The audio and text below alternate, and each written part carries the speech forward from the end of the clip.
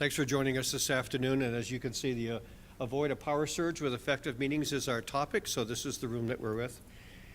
My name is Michael Dahl. I'm a SUMA director and I'm a counselor with the City of Regina. And I just would like to acknowledge that we are meeting on Treaty 4 land, home of the Métis.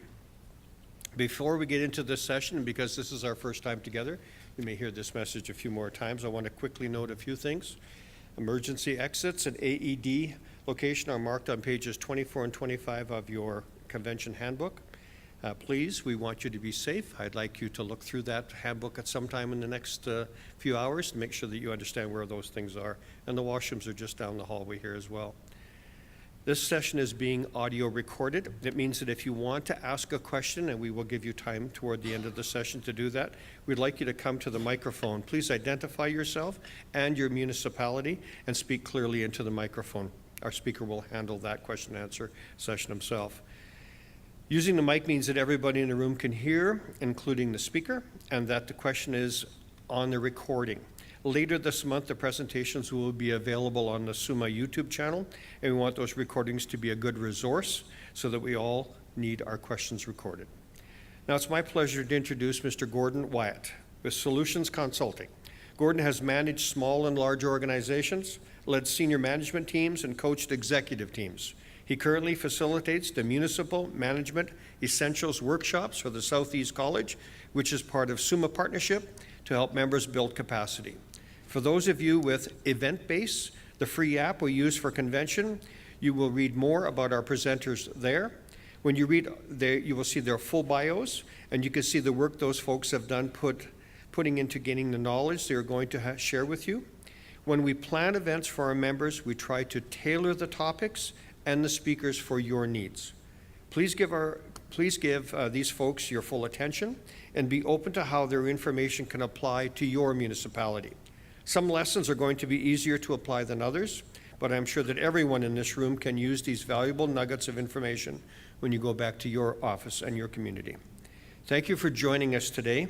Delegates, please give a warm welcome to Mr. Gordon Wyatt.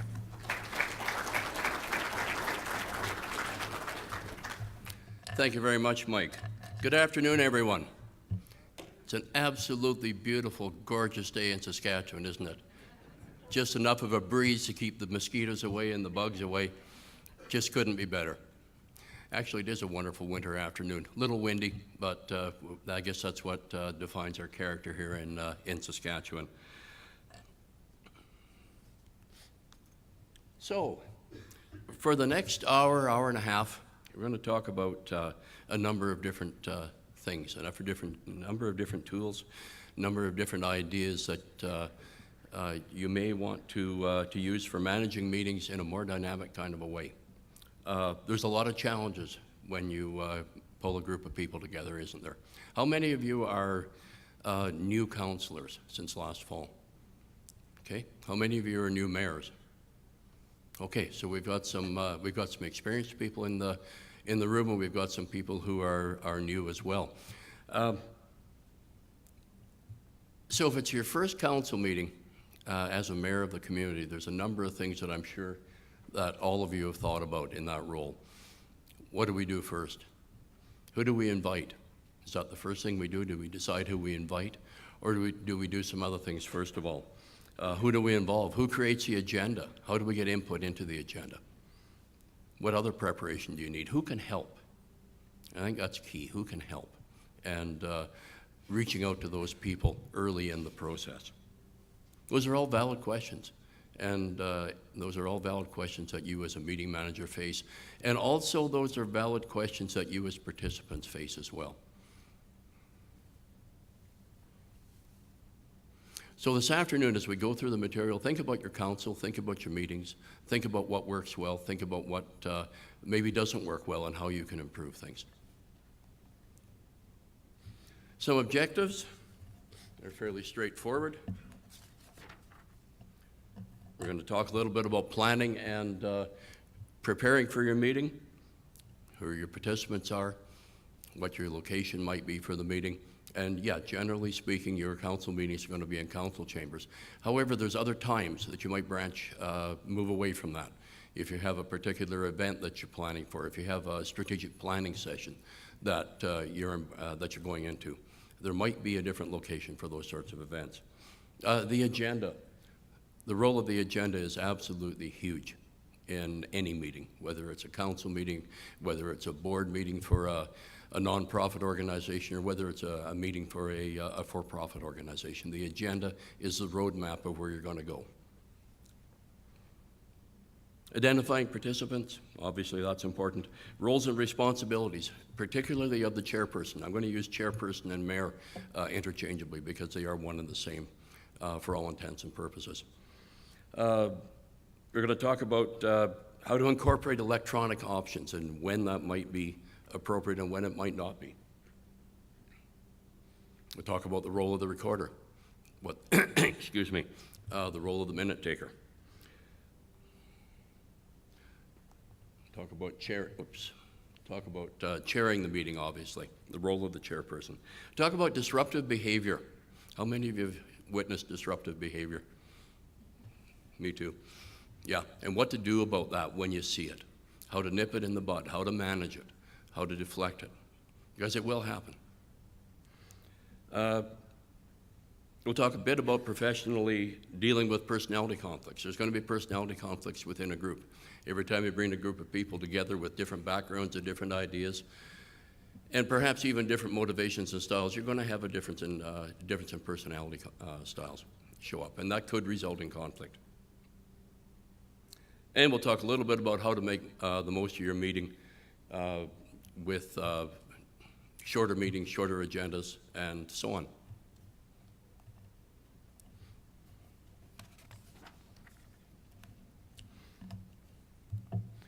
Successful meetings are planned events that don't just happen, do they? They start with planning and preparation. People, location, purpose of the meeting are all key to the successful outcomes of your meetings. I knew an individual quite well a number of years ago who talked a lot about the need for planning in any organization. And his tagline, his motto sort of was, if you don't know where you're going, any road will get you there. And getting on the right road and staying on the right road all starts with planning and preparation. Planning and preparation disarm actions that can derail a meeting. The more you're prepared, the better you're prepared for different possibilities, the more chances are that you're going to stay on the right track and you're not going to come off the rails.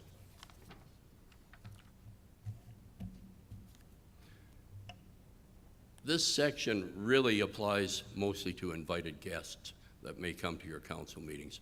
Obviously, your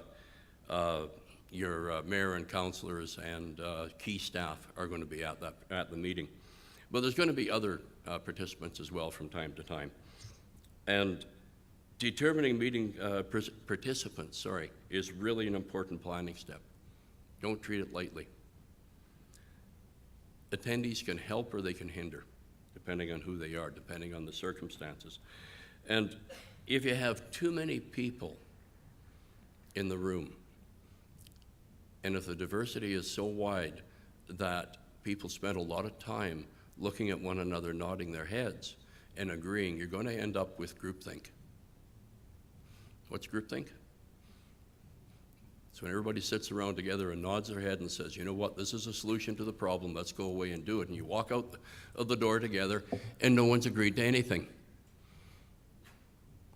And conflicts continue that way. So watch out for groupthink. Don't invite so many different people to your meeting that the whole process is watered down.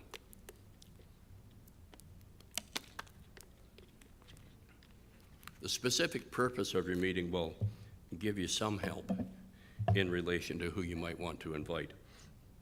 If a large part of the meeting is to resolve an operational problem in public works or wherever, obviously you're going to want some people there that are close to the problem and who are best equipped to help you solve that problem.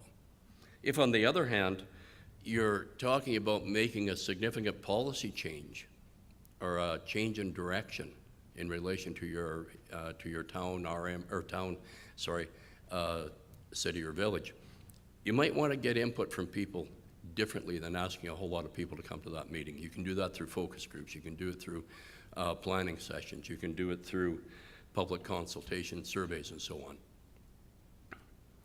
So after you determine the purpose of your meeting, you can start to determine the names, the specific names of the participants who you might want to come to your meeting.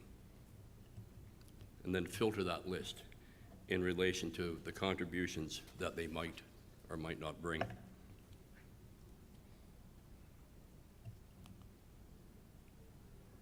Choosing the time and place. By default, I'm sure that most of your council meetings start sometime late in the afternoon or early in the evening, and they don't adjourn until later in the evening. Am I right? Excuse me. It's a tough time of day to meet, isn't it? You've worked all day or you've done something all day, and all of a sudden you've got to come together and conduct the affairs of council. It's tough to do. Time of day is really important. Location affects meeting dynamics.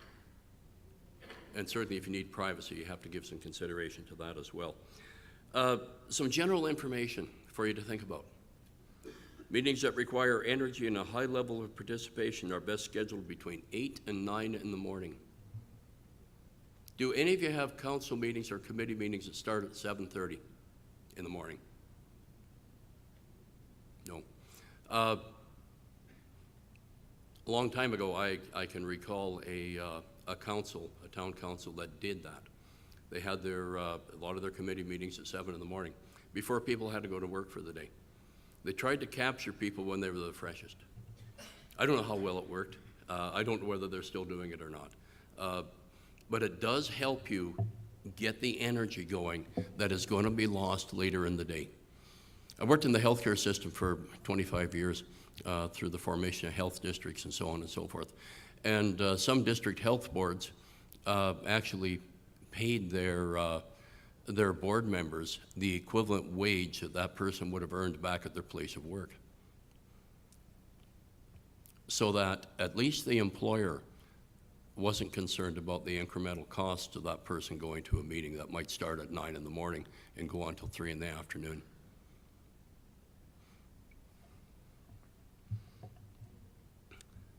So if you have meetings at 8 or 9 in the morning, if you can do that, that's a great time of day. Obviously, it doesn't work for everybody. Another good time for a meeting is 3 in the afternoon, after that snooze zone that happens to everybody at 2 o'clock. That's always a tough time to have a meeting, isn't it? At 2 o'clock in the afternoon, 1:30, 2 o'clock. I do a whole lot of different facilitating for Southeast across Saskatchewan, and man, I tell you what, that 1:30 until 2:30 in the afternoon, that is a tough one. That's one time a day that I think everybody struggles with, just because of the way we are. We go out, we eat lunch, and you know what? We're wired, we're supposed to have a nap. I'm lucky, I'm mostly retired, so there are days at home that I can actually do that. I can actually have lunch, go over to the couch, lay down, have a nap, and boy, I'm ready to go.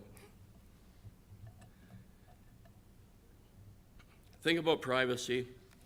If you are discussing matters of an extremely confidential nature, make sure that you are in a confidential setting. And if you do have people coming in to attend the meeting, make sure there's signage. There is absolutely nothing worse than going into an organization where you know there's a meeting, and guess what? There's no signage, there's no indication where the meeting is, and the participant spends the next 10 minutes wandering around asking questions about where they're supposed to be. So make sure that if you have invited guests, that they know where they're expected to be. The agenda. Key activity that often gets forgotten in the milieu of activities surrounding regular council meetings. Imagine most of you meet every couple of weeks.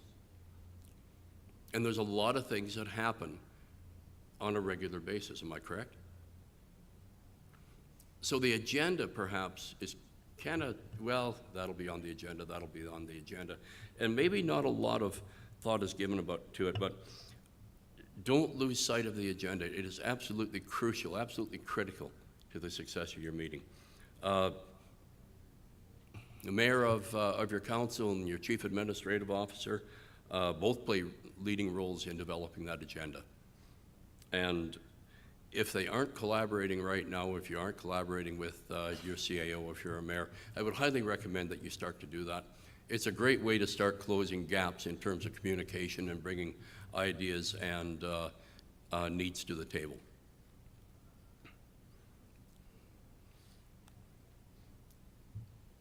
The SOAP technique helps to collect the topics, organize them, and select the ones that will contribute the most to your meeting. S, seek topics from your participants. Reach out and ask. The best way to find out what somebody thinks is to ask them. Give a bit of an explanation of what you're looking for in terms of topics. Narrow the field a little bit if you have to. Organize those topics into a list. Look for common themes. Look for expressions of similar problems. Don't reinvent the wheel. Assess which topics are relevant to the meeting. Now that you've got the list organized, determine which topics are most relevant to the purpose of this particular meeting. Don't try to do all things at once.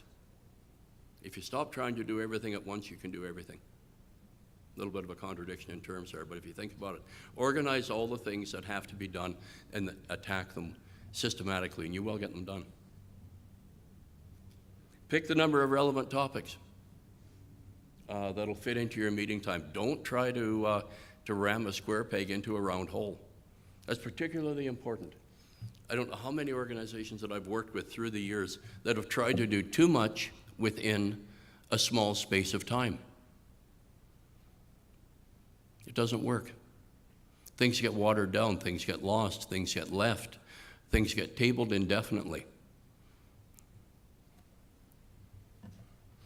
And if you have asked people to submit topics and you haven't used their topic, give them a call.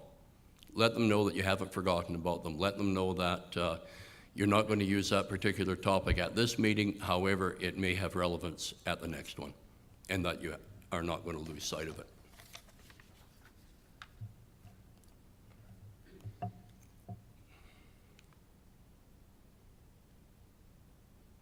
There's two ways of meeting difficulties. You alter the difficulties or you alter yourself to meet them. And this sort of ties in with dealing with other people. You can't change other people's behavior, you can only change yourself. And it's the same thing with the problem. Sometimes you can't change the problem, but you can change your own perception as to how you look at the problem. And that will help you through difficult meetings as well. Some basic things in terms of materials. You're going to want to make sure you have stationery if necessary. You're going to make sure you have all the other different kinds of tools that you might need as well. Some of those are everything from paper clips to envelopes to you name it. Handouts. Make sure that handouts are available and are prepared in advance. Remember in particular that participants' handouts should be the most current one that they have. Organize all of that into some kind of a systematic filing system or whatever. Make sure you got writing tools. Nothing worse than having a brainstorming session without a flip chart, or if you've got the flip chart, no markers.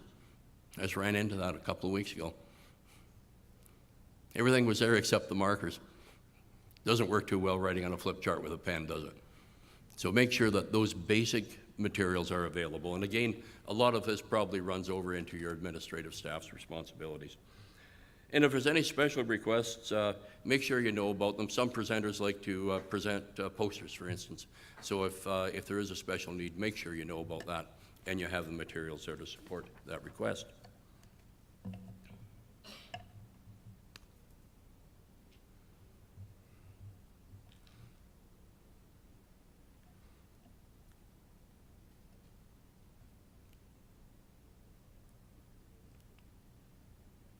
Sending invitations.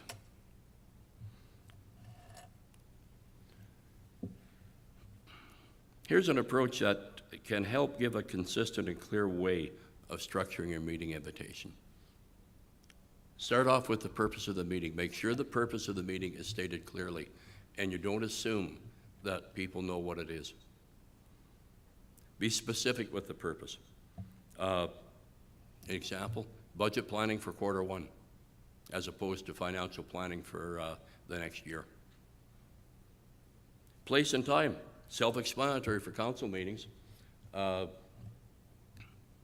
may be different for special event meetings like I mentioned earlier, such as strategic planning or a brainstorming session. Avoid sending out invitations with a to-be-determined location message. Yeah, to be determined, and then I forget to determine where it is, and I don't know where I'm going to go the day of the meeting, and when I do show up, I'm late, and I'm confused, and guess what? Now we have some power surges going on, and they aren't positive ones. Something just as simple as that can have a huge impact on how people approach the meeting and how they feel about it when they walk into the room or the council chamber. Can you hear me at the back okay? Okay, good.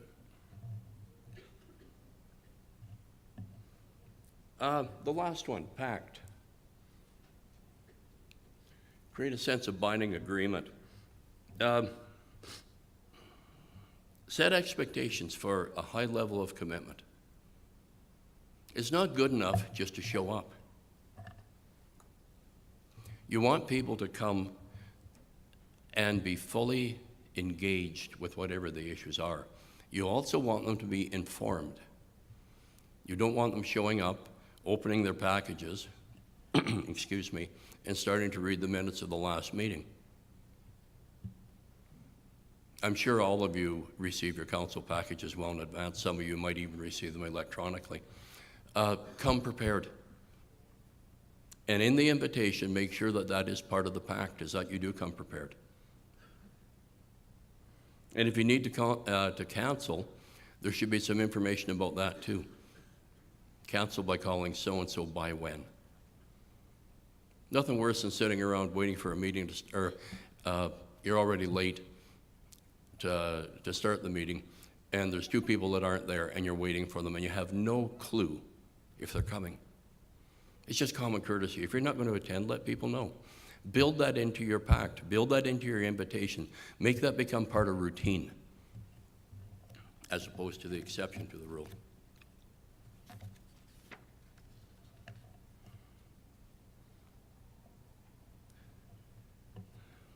Logistical arrangements are important.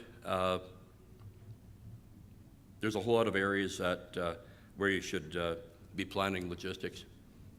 Ah, yeah, that's nice music. Physical space. Consider the space in which you plan to hold the meeting. Is it on-site or off-site? If it's off-site, is it appropriate? Does it need to be set up? Do you have to contact anybody at that particular facility to help set up? Can you gain access to the room beforehand to set up? Nothing worse than going to a meeting and somebody's still setting up. Be like me walking in here today, 5 minutes late and starting to set up, and you're all sitting here waiting to hear me.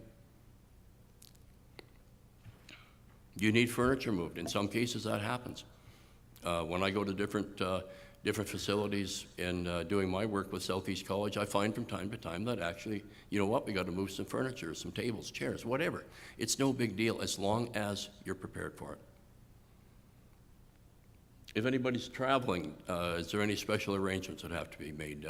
Are you picking up a special guest at the airport? Is there a taxi that's required?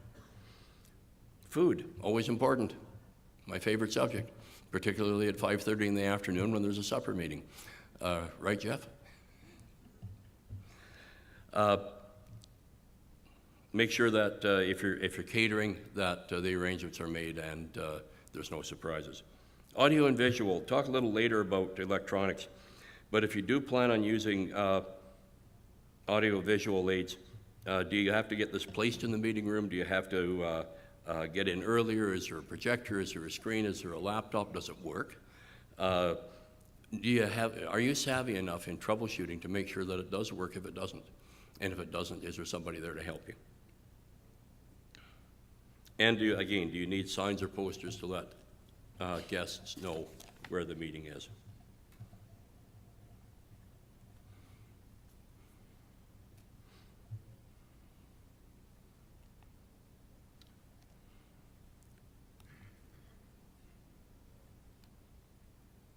I like this. Good management is the art of making problems so interesting and their solutions so constructive that everyone wants to get to work and deal with them. Interesting approach to problem solving. And we start to get into that mindset when we start blaming people for problems and start looking at ways to make them better, or to solve them and make things better around us, and to take steps so they don't happen again.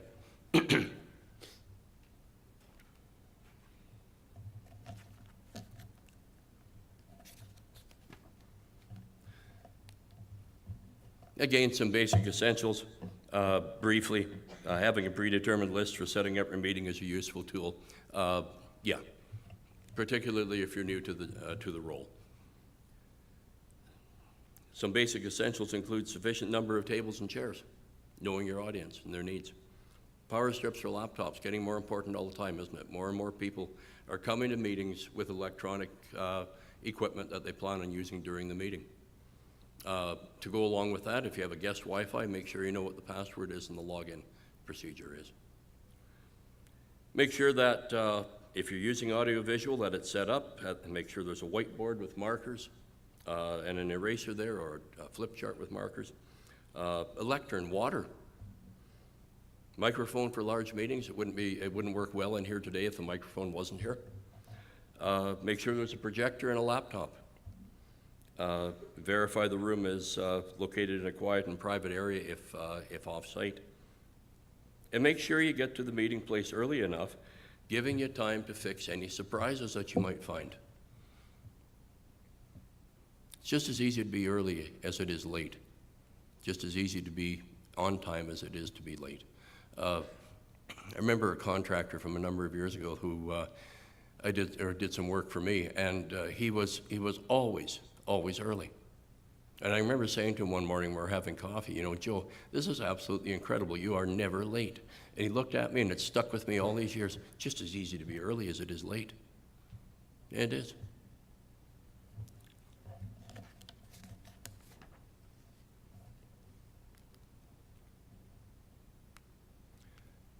Sometimes you need extra touches, particularly if you're off-site or if you're having a lot of people or different guests come in. Name tents, a welcoming message.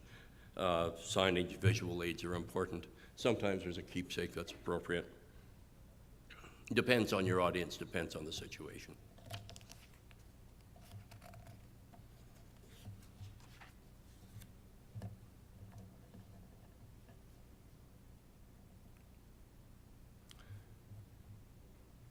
So choosing an actual layout. There's a whole lot of different ways you can set your meeting space up for the greatest productivity. And it varies in relation to the situation and the reason for your meeting.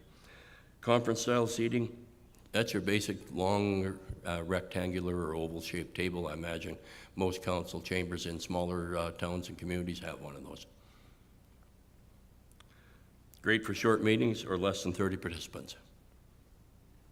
Also useful for small training sessions and close interactions. U-shaped seating, effective where face-to-face interaction is desired, and it can start to accommodate some larger groups. The T-shape used for face-to-face and large group meetings, letting leaders to sit at a cross-section or a cross point in the audience. And classroom-style seating, usually for larger groups that are involved in training. The physical arrangement of the room should always focus on providing a comfortable setup where all participants are able to view the presenter, other participants' screens, flip chart, and whiteboards, and so on. And generally speaking, if you're in a council chamber with 8 or 10 or so many people there, I'm sure that you're able to accomplish that. What you might want to think about is changing your seating arrangements in relation to the event that is going on. Again, a planning meeting, conference-style seating is appropriate. If you've got a planning meeting, particularly if you're bringing people in from the community, this kind of seating works well. I come from Indian Head. We went through some community work a number of years ago. Isn't that many, I guess 6 years ago or so, and shortly after we moved there. And I attended a couple of the events, and they were large events. There was people like yourselves at them. There was flip charts here and there. There was microphones and whatnot. Worked very well.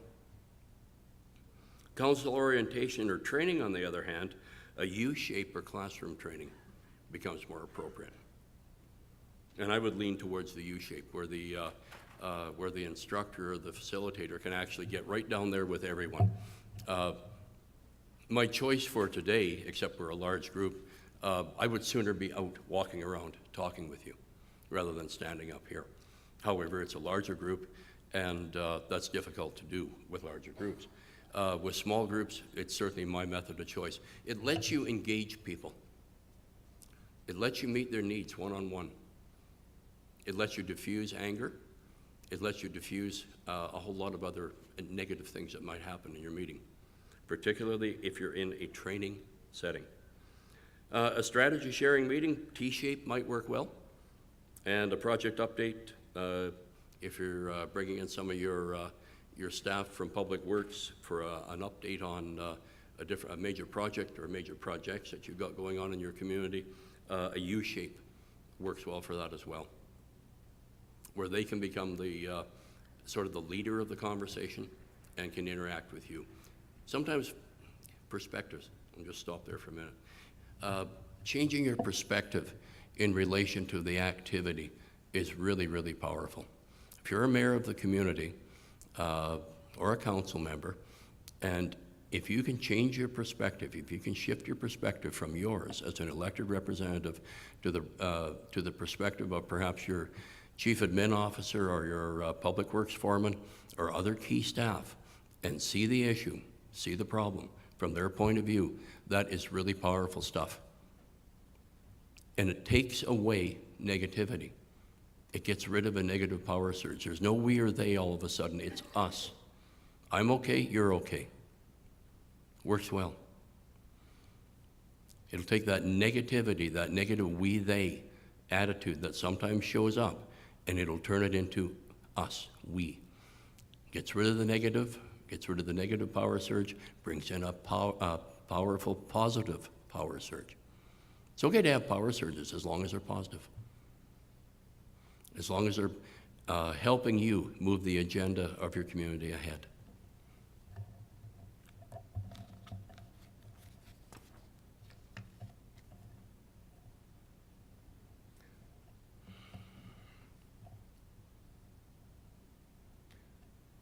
I like the quote, the conventional definition of management is getting work done through people, but real management is developing people through work.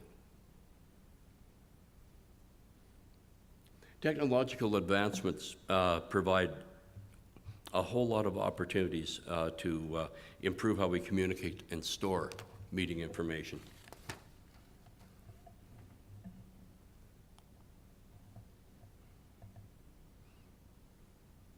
And there are tons of choices.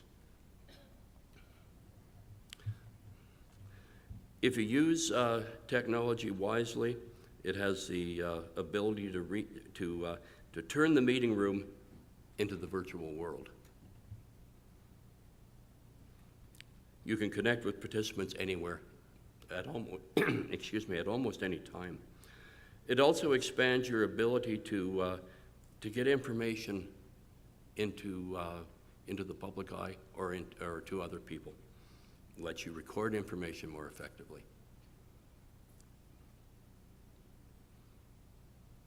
For instance, PowerPoint can organize your materials into one file. I've got a whole host of things that are in this PowerPoint presentation. And through that, I can summarize them, I can play around with them a little bit, and present them to you, hopefully in a logical kind of a way. However, you can tell by my age, I do believe in contingencies. I bought paper with me too. Don't ever underestimate the power of having a contingency. I still do use paper from time to time, and I probably always will. Web meeting programs like Microsoft Live Meeting allow you to conduct your meeting through the internet. GoToMeeting is another one. Any of you ever used GoToMeeting? Yeah. Works well, doesn't it? It really does. Video conferencing, a dedicated line that uses cameras and TV screens. How many of you use that? Yeah. And of course, the one that we're all familiar with, the teleconference. There's a whole lot of different variations of these tools. Choosing the one that's right depends on your audience. It depends on the distances involved. It depends on times. And it also is dependent on the technological capabilities of the meeting space, of the place.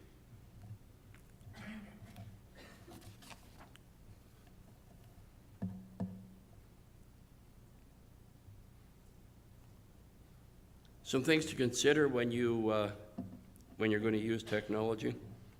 I think number one is your ability to actually manage them. There's a whole lot of things that affect the performance of electronic tools, everything from internet bandwidth to the kind of a room you're in and so on. And you need to be comfortable enough that you can do some unexpected troubleshooting if you need to avoid embarrassing situations. Before you use a new tool, get some training on it. Read the manual. Try it out. Even if you try it out at home or in the staff room. Make sure that you're comfortable with it before you introduce it to a larger group. And don't use technology just for the sake of using it. Make sure that everyone that is coming to the meeting, who's going to be at the meeting, are able to use the tools to participate with, or to participate in the meeting and to use those tools. How many, just for curiosity's sake, bring tablets to council meetings? Good. I worked in an organization once that started doing that, and this a few years ago, and we really struggled with that. And it was two reasons we struggled with it. We didn't spend enough time up front determining if the infrastructure was going to work amongst different platforms, and we didn't provide any training. We made an assumption that because the majority of our people were younger, that they would be tech savvy. That wasn't the case at all. So be careful with technology. Quick list of things to think about if you plan on using technology. Is the complexity of adding it outweighing the potential glitches? Can you handle issues that might arise during the meeting? Is your audience capable of handling the technology? Have you adequate support from your IT department? Do you have an IT department? And are there any costs that you want to consider? And again, don't get carried away with technology. If it becomes obvious that technology is an attempt on your part to dazzle the audience, the benefit will certainly go away. And when you're making the final decision, again, are you proficient? Is there somebody available who can help? Will there be people connecting to my meeting from remote locations, and are they equipped to do that? Is there a large number of graphics? Graphics drain bandwidth. Something to really think about if you're in an area that does not have super high-speed internet. Does the meeting room support technology? Do you have IT support available? And do you have budget to support the technology? And if you answer no to any of that, you might want to rethink the technology.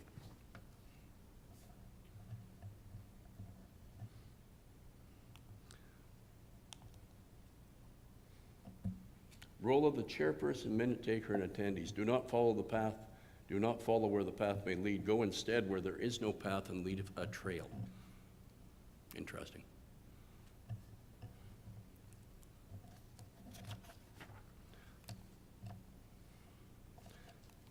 Okay. The duty of chairing council meetings obviously falls to the mayor. So when you hear me use chairperson or mayor, think of one and the same. The role of the chair is key. The role of the mayor is key in maintaining the flow of the meeting, staying within reasonable boundaries, and conducting business efficiently. Effective chairs stay focused on tasks associated with their role. If you have to select another person to be chair in your absence, make sure you meet with that person in advance and coordinate the agenda with him or her and your expectations. And that would normally be the vice chair or the deputy mayor. You want to avoid miscommunication during the meeting. That hurts credibility. It hurts yours. It hurts the credibility of the person you designate. And ultimately, it can affect the credibility of your council. The chairperson or mayor is responsible for directing the proceedings of the meeting, is a time manager, referee, and enforcer of rules. You're the guy, or you're the person, you're the man or the woman in charge. Must be confident in the person that you defer to, if you need to. Must be able to lead the meeting and be firm throughout the meeting. Must be aware of the rules of the meeting and keep to the aim or objective of the meeting. It's really important. Must remain fair with all participants, with everyone. Calls the meeting to order, obviously transitions from agenda topics, one agenda topic to the next, introduces presenters, and handles disruptions. We'll talk about that a little bit later. Some of the qualities of a chair: they should be comfortable with the extent of their authority and not abuse that authority. Don't abuse the authority that's vested in you. Demonstrate flexibility. Remain impartial. Display maturity and be adept at time allocation. That last one is really important. If you're going to get through your meeting in an efficient kind of a way, you're going to have to pay attention to the clock. I'm looking at mine in front of me here right now, and I know that if I don't pay attention to it, that this gentleman over here is going to be doing this, and there we are. And so, there are organizations, believe it or not, there are organizations that have people there during their meetings that actually manage the time, or they manage time allocation. You don't manage time, that's impossible. But you can certainly manage the allocation of it.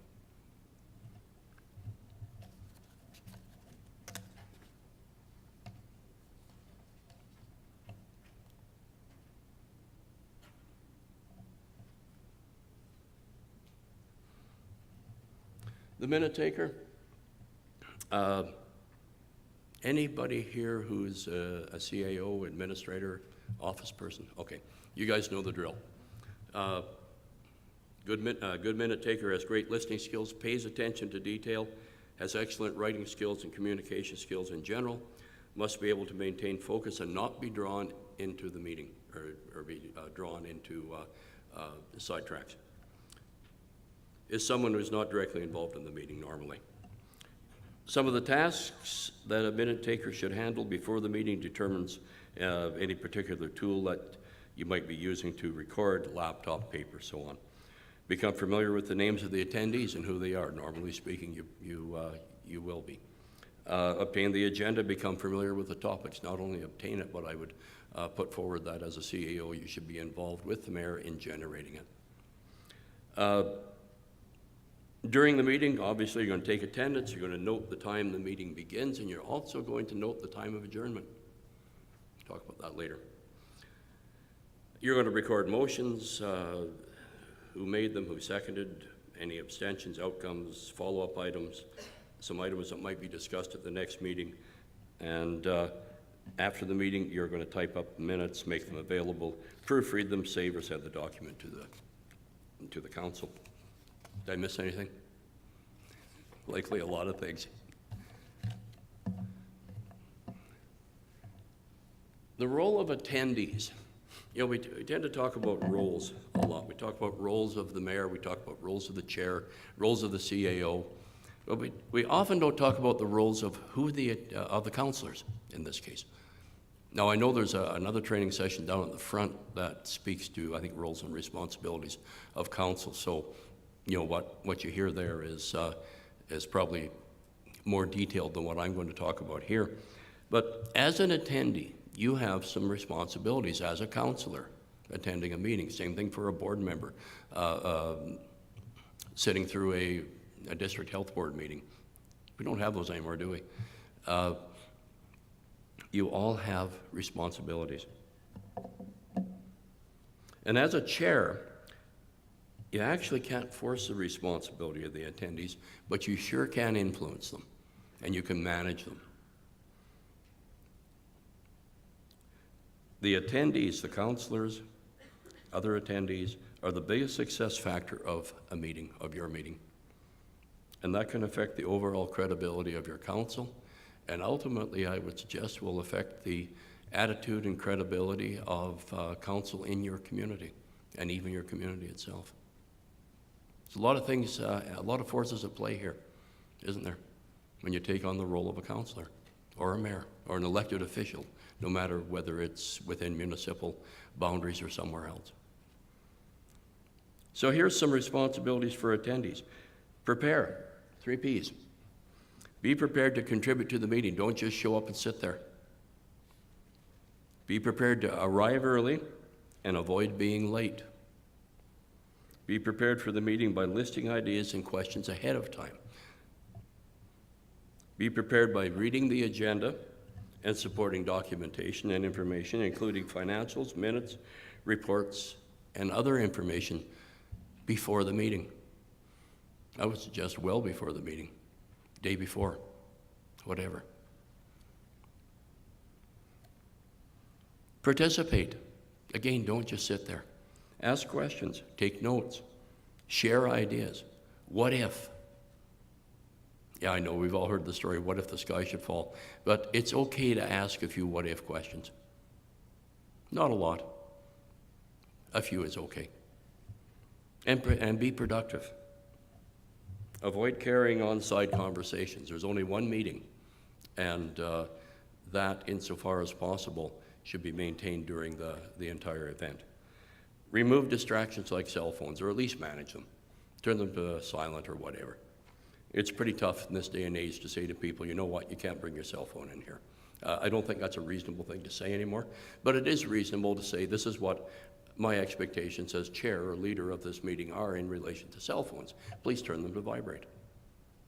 If it's an emergency, yeah, take the call, leave, but define a true emergency. And keep to the allotted time on the agenda, and don't grandstand. Talk about grandstanding a little bit later.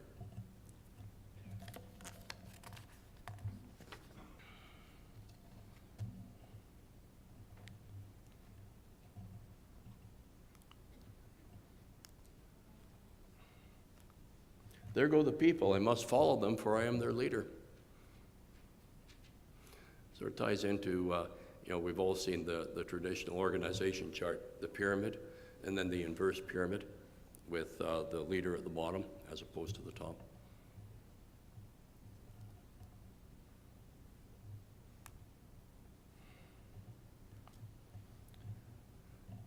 So are we leaders or managers? Quickly. Management is efficiency in climbing the ladder of success. Leadership determines which wall to lead the ladder on.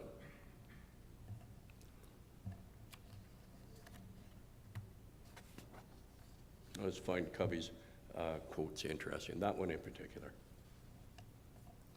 When you look at the roles within your council and you think about the role of management as opposed to the role of leadership, think about that quote. So getting off on the right foot for your meeting. Signals. Salutation is opening the meeting by welcoming and greeting everyone. And I'm sure that happens quite naturally at all of your regular meetings. Introducing who you are.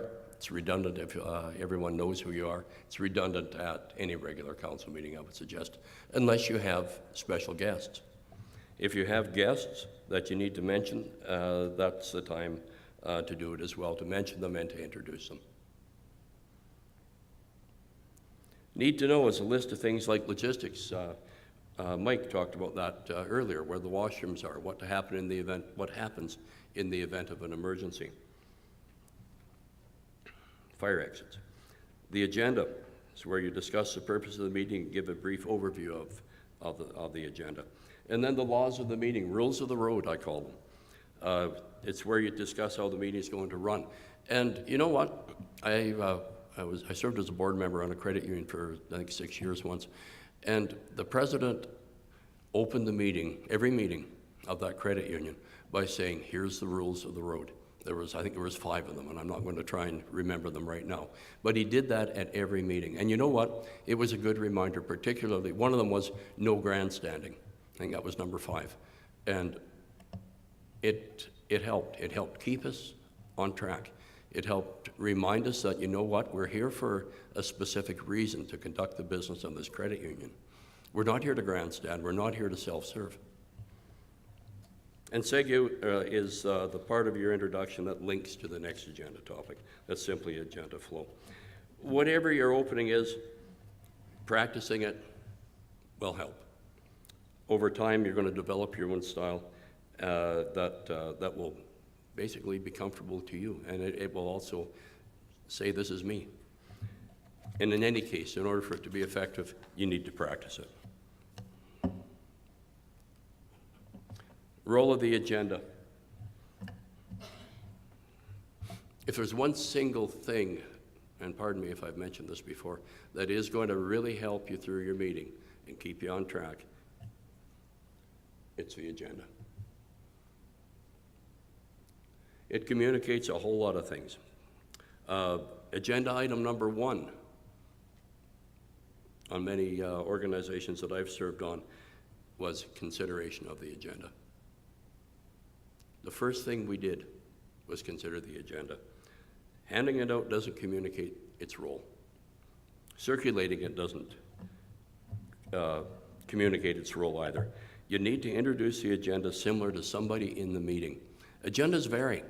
Yeah, there's going to be certain things on the agenda the same as last time, such as approving the minutes of the last meeting. Those are certain consent things that are going to be there no matter what happens. But there's going to be other things that you really need to focus in on at this particular meeting. And that's a good time to start to introduce those. And for the chair to say, you know what, we've allocated, you'll see in the agenda, we've allocated an hour to this particular issue. It's important. Because of that, we've allocated less time to some of the routine matters that we normally talk about a little more. The agenda is an entity that plays a vital role, and don't, excuse me, please don't ignore it. If you do, your meeting will experience time and participant management problems. It will, in the end, run off the rails. It's going to go south on you if you don't manage the agenda, if you don't pay attention to it, if you don't consider it the blueprint and the roadmap for your successful meeting. You're going to go south. How far south you go will depend on the day, I suppose. Consistently missing agenda times and topics is a sign of poor meeting management. The agenda communicates meeting topics, presenters, and time allocations. And it provides focus by stating the meeting objectives clearly, outlining the meeting in increments of time, providing a checklist of things to accomplish in the meeting, and it allows attendees to see both the beginning and the end of the meeting. It avoids distractions. Meeting called to order 5 p.m., and I have no clue what time it's going to end. Could be 10 o'clock tonight, could be midnight, could be 2 o'clock in the morning. I wonder when it is. Gee, maybe I should phone home and find out if anything is going on. Oh, time to adjourn, 9:30. Got a lot of things to do between 5 o'clock or 5:30 and 9 or 9:30. Let's get them done.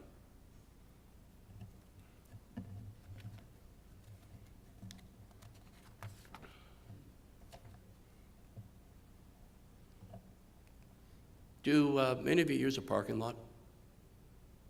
No? Parking lot, I see there's a note to myself to describe how it works, so I wouldn't forget. A parking lot is basically a place to put an item that doesn't fit within the context of today's meeting. It's meant for topics that may require follow-up later. It can hold questions that might be answered later in the meeting. but it's a place to put them so that you don't take away from the issues at hand. The chair can review or the mayor can review the parking lot to determine if that topic requires follow-up later, and if it does, that communication goes to all members of council at a later time. The parking lot is helpful to manage activities that take that extra time. It gives you the ability to move off a topic that requires more research and time to develop a response to. Check the parking lot at the end of your meeting, and always be sure to follow up when you say you will. It's a great way to get some of the contentious issues off the table and parked, particularly useful in conflict resolution. I've gone to different organizations and done talks on conflict management, and that parking lot is a powerful place to put the irresistible force meeting the immovable object. It lets you take that pause. It lets you catch your breath, particularly during conflict, and say, you know what, let's come back to this when we're able to manage it.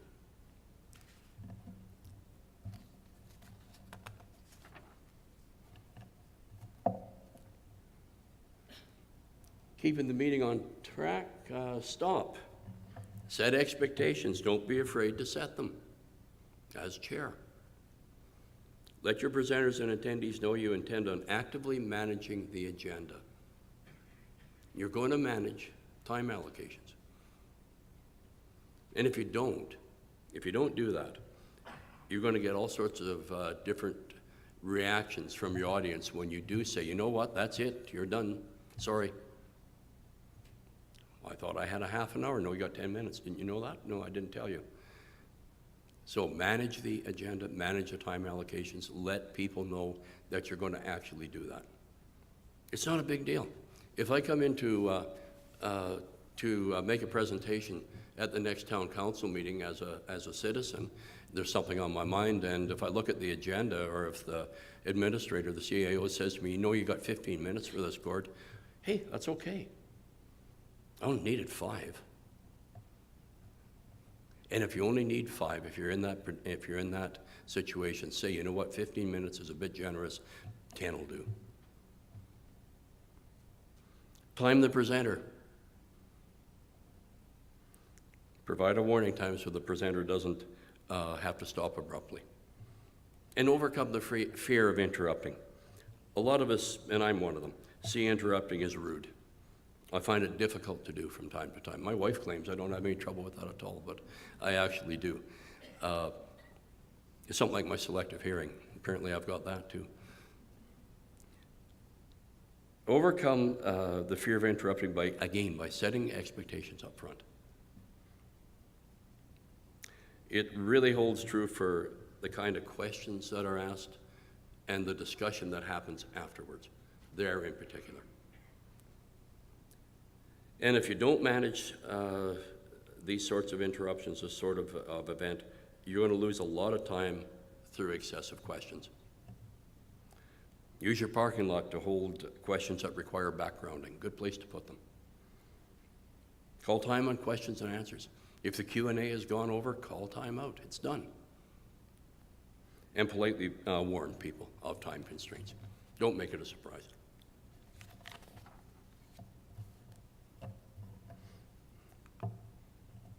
Dealing with overtime, that's what I call it anyway. You go over the time allocated to you. If you're going to go into overtime, there's a whole lot of potential problems, and these can really, really power surge you. They can be negative. It can be a real negative experience. Once the meeting extends beyond its original end time, you're going to start losing people's attention. The mind can only absorb what the behind can bear. That's 2 to 3 hours without some kind of a significant break. And that's particularly so in large meetings. If I kept you guys here for 3 hours this afternoon, I would lose 3 parts of you sometime around an hour and a half, hour and 3/4. It's just how we are. That's how we're wired. That's how we're made. The goal in managing overtime is to acknowledge it before it starts. Consider the agenda, and if you are going to need to go over, do some actions. Determine your constraints. If you're off-site, is the room still available? Are there people that came to your meeting that need to travel? What's the weather doing? Particularly so in the winter. Warn attendees in advance that the meeting is going to run over. Don't make it a surprise. And then determine how much time will be needed and communicate that to everyone. And give people choices. In a large meeting, provide a brief break at the normal end time so that those excuse me, who need to leave can leave during the break.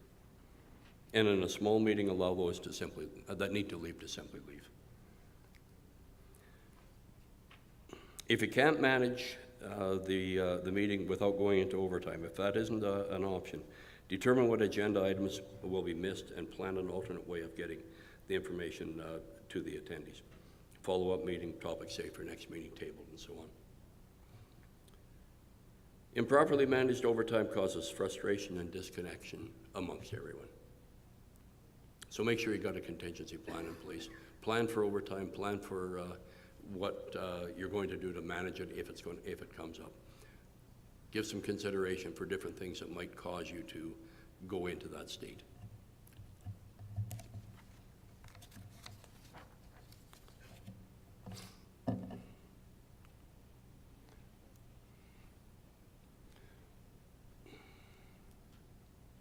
Holding participants accountable. And again, participants are people who are attending the meeting.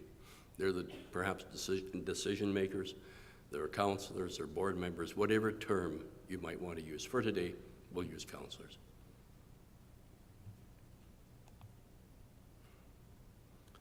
It's really difficult to hold people accountable in a meeting, isn't it? Participation, productivity, and preparedness can really get overlooked in a hurry. At the heart of it all, holding people accountable, holding participants accountable, everyone that's in the room, involves solid communication. And in that solid communication, it's likely not what you say, it's how you say it. 3 basic steps you can take to holding your participants accountable. Set your expectations as chair, as mayor. Set your expectations for the meeting. Your invitation is going to outline what you expect from people attending the meeting. You may need them to bring questions or help with providing information. Encourage active, informed participation. You must outline what you expect of people before you can hold them to a standard. There's 3 sort of basic rights that all of us as people that are either in a workplace, a work environment, or in a governance situation can expect to know. We need to know what's expected of us. These are 3 fundamental rights. We need to know what's expected. We need to know how well we're doing, how well we're meeting those expectations, and we need to know how we can improve. 3 fundamental rights. We need to know what's expected, how we're meeting those expectations, and how we can improve. The rest is the rest. There's a whole lot of other things that people have come to expect in their roles as counselors, in their roles as staff, and so on and so forth. But if you focus on those 3 fundamental rights, you won't go far wrong. Clarify consequences of when people don't meet your expectations. Let people know how you plan to hold them accountable. Perhaps you can let them know that you're going to be calling on everyone for answers or for input. I'm going to single you out. When I do workshops with smaller groups, I let it be known right at the onset, you know what? If I ask for a comment and I don't get one, I'm going to pick on somebody, just as sure as anything. And you know what? Once you start doing that, once you start engaging people, getting them talking, a great thing happens. The group starts to synergize.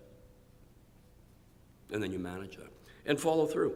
If you said you'd do something, then do it. Mean what you say and say what you mean. It's pretty simple. Don't make empty threats. People will respect you a whole lot more if they know that you're going to carry out on your threats. Most participants don't want to be seen in a negative light. They really don't.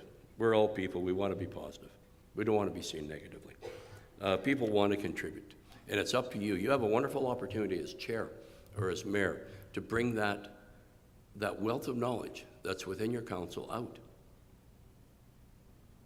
Do it in an atmosphere of open participation, obviously within the policies and guidelines of council. That's also extremely important, or within the act, within the act or acts that you follow in Saskatchewan. And again, key to this is communicating your expectations, consequences, and determination.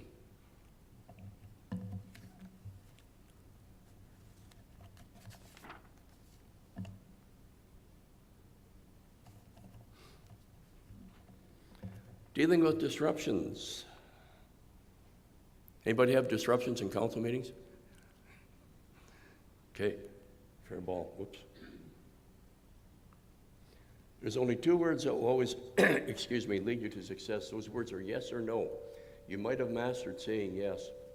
You might have to practice saying no.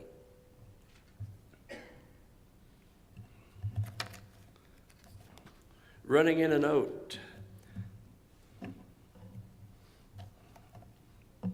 Constant disruptions caused by people running in and out of your meeting affect the experience of everyone else.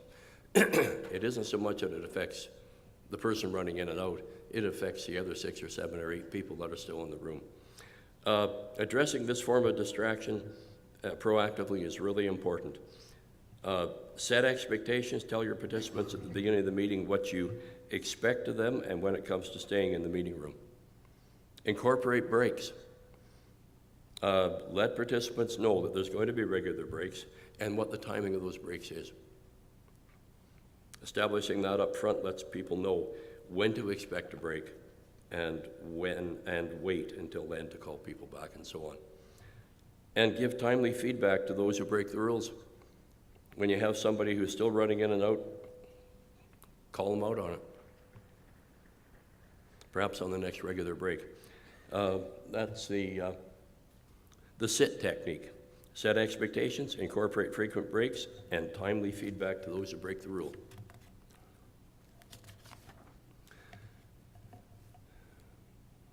Cell phones, yeah, okay, it's a fact of life. They're not going to go away. Put up a sign, make an announcement, place a reminder in the agenda. That's a good place to put it, right in the agenda. A reminder that cell phones need to be set to silent, and any other rules that you have around cell phones, including going onto Twitter and Facebook. Here's another dandy. People that go off on a tangent. It's by far the most difficult behavior to manage in a meeting.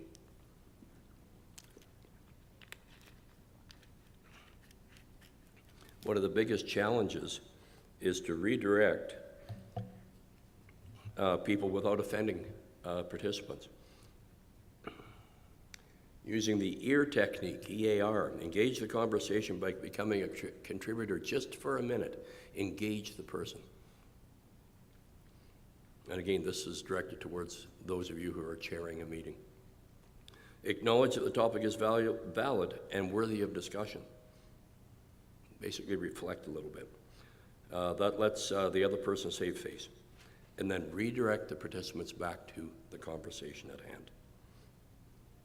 Engage, acknowledge, redirect. Don't spend a lot of time on it. Personality conflicts. Stop, drop, and roll. Sounds like a safety training session, doesn't it? Personality conflicts are probably one of the biggest power surges that any organization will face. It's tough. It's really tough. It goes beyond running in and out. It goes beyond off on a tangent. What's really rather terrifying in my mind is a personality conflict that's gone off on a tangent. That's really scary stuff. Meetings can produce conflict. New councillors are storming together and forming a team. That's okay. That's storming and norming. Or forming, rather. Conflict can rise when two councillors with opposing views clash. Anger is a secondary emotion. It's a whole lot of other things driving the bus behind anger. Frustration, fear, anxiety, embarrassment. A whole lot of things that get expressed in anger. Conflict in a meeting has to be managed. Some tension is acceptable, and it's normal. It happens in debates. When tension turns into outright conflict, the focus turns from the meeting to the spectacle. And your job as mayor is to diffuse the conflict, restore the order of the meeting. Allowing conflict to go unchecked will morph into a bigger problem for everybody there. The news of the conflict will spread widely and quickly, and how you managed it, and that will be scrutinized. 3 steps to take when conflict arises. Stop the conflict by intervening. Unfortunately, you're going to have to play the role of interventionist. Make a statement that acknowledges the conflict. Don't become frustrated, and don't take sides. Remain neutral. Instruct the parties in conflict to drop the discussion for now and regain their composure. It's called taking a time out. And roll into a break, even if you just had one. If the conflict just won't go away, take a break. Take the participants aside and have a session with them. And that doesn't mean a session like this. Take them aside, talk to them about their behavior and what it's doing.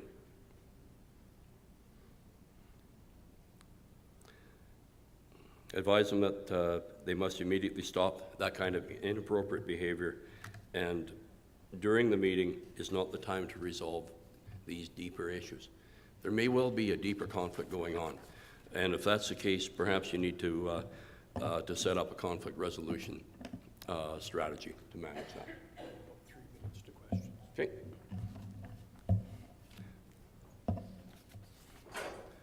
Minutes are the obviously the legal record of your organization. They include actionable items, attendees, items that are resolved when your next meeting is. It's important to record all sorts of different action items, non-resolved items, and so on. And I think those of you who are CAOs know that. There's all sorts of sample templates that are out there that can help with consistency, they can help save time, and so on. And there's one right there that I think would work well for a management meeting. Meetings are sometimes perceived as boring events that people have to attend. There's a whole lot of different elements you can incorporate into your meeting to make them more interesting.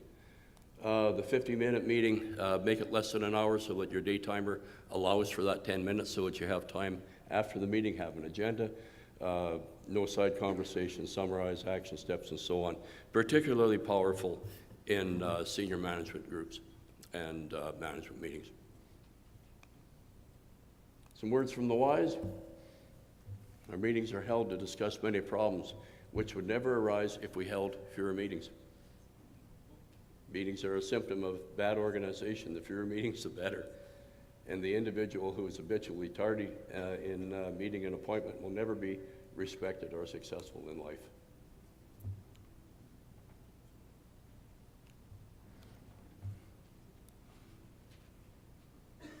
Questions? If you'd like to ask a question, just please come on up to the microphone. Give us your name and your municipality and ask away.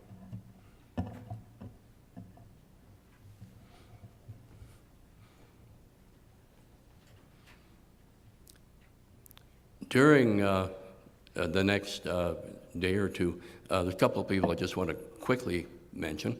At the back, Jeff Richards and Jackie Becker from Southeast College will be at our trade booth, or at least I know Jackie will be tomorrow, and I'm going to be there as well for a while. So if you have any particular questions about Southeast College and what we're all about or what programs are offered, they're the people to see. Also, the slide deck, we can make it available through Jackie, So again, she's the one to see, should that be the case. If not, thank you very much.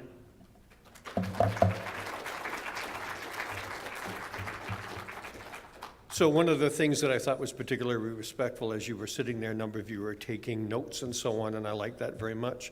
Just a reminder that we will have this presentation and all presentations on the YouTube channel later this month. That is SUMA YouTube, so maybe your colleagues that are not here have a chance to see what you saw, and I hope you'll change your notes. I've been on council 11 years, and I thought Gordon offered some really interesting little thoughts. I'm going to just reflect on a couple, and I mean just a couple. I had not thought, nor had we ever done an early morning meeting, and I think there's something to be said about that. The agenda, after 11 years, I still get residents calling me saying, I want to come to the meeting and I want to speak about this. Happens not to be on our agenda. So you have to go through a process about how they can have their chance to speak. I think that's really critical. And I want to make one other point. I actually have a colleague, have for many years, who does not read the material and boasts about not reading it. I will tell you what that means. That means that all the staff know that. All the people in the audience understand that and see it clearly. And I'm painted with the same brush because, you see, I'm on council and I mustn't read either. And it is embarrassing and it is hurtful. And I don't think you should tolerate that. And he and I have had words about that. So the last point I want to make is this, and you have to understand I was a teacher all my life, so I go back to the classroom. There's two words in the English language that are extremely important. One is yes, and one is no. And I will add to the comment by saying they need to be used in equal fashion. So that's my reflection on what Gordon did. So please join me in thanking Gordon. So now I'm going to give you a little sales pitch, and I really would, first of all, I'd like to meet you tonight, if you don't mind. And, yeah, so the question is, did it work after having words? The answer is, on areas that he's particularly interested in, he has started to read the material. But he still stands up very publicly and asks questions that are already in our docket and so on, so only partially, okay? So here's my sales pitch. I'd like us all to meet and gather and enjoy each other's company. So tonight, we have a stadium, and it's called the Mosaic Stadium. We would like to welcome you over there. The Rider store is going to be open. If you hate the Riders, I want you to come, because you're going to have a chance to go down and see their change rooms, their locker room, and all that, and you will not believe it. That's a promise. I don't make promises as an elected official. That's a promise that I can keep. So I hope that you'll come tonight and socialize with all of us. Enjoy the conference. Have a good day, everyone.